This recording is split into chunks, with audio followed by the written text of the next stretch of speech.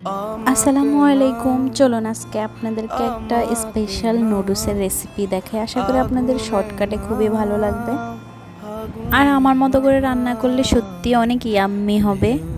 এখানে আমি chicken meatball নিছি, তারপরে এগুলো সুন্দর করে ভেজে নেবেন।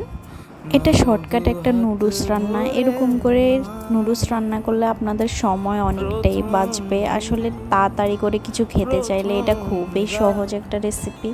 তারপরে এখানে সামান্য একটু মরিচের গুঁড়া, রসুন, তারপরে দিয়ে একটু চিনি দিয়ে ভালো করে মিক্সড করে নিতেছি।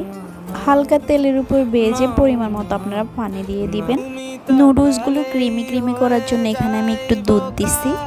দুধ দিয়ে ভালো করে এটা মিক্সড করে একটু সস দিয়ে দিতেছি।